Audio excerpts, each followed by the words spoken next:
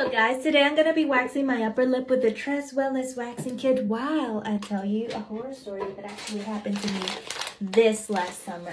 So, this summer I went with my best friend, her boyfriend, and my boyfriend to the beach, to this hotel that was very old, but it had been remodeled. But it had some parts that were still a little bit vintage looking, let's say.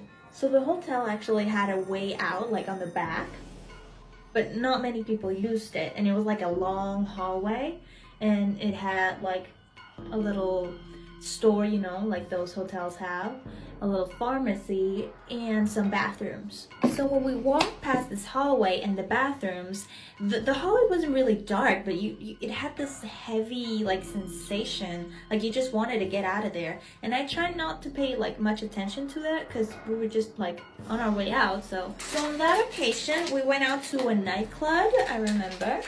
And we were back at like 2 a.m. And we had to walk past this hallway again. And my best friend and her boyfriend were like, wait, we gotta go to the bathroom. Do you guys want to wait for us or we'll meet you at the room? And we're like, we'll meet you at the room. So like 3 minutes had passed since we got to the room, and our friends call us and they're like, where are you guys? Did you just walk past the bathroom? And we're like, no, we're at the room. And they were like, we'll meet you in a minute. And they came back up and they were like pale. They were scared. And we were like, what happened? So then my girlfriend is like, you're not playing around with us. We're like, why would we do that? So she's like, I went into the bathroom and I heard this humming, like, and she thought there was someone in the bathroom. But then she hears the humming again, but right in the back of her ear. And then instantly she gets goosebumps and she looks up at the mirror and there's no one there. There's no one behind her. She just heard it.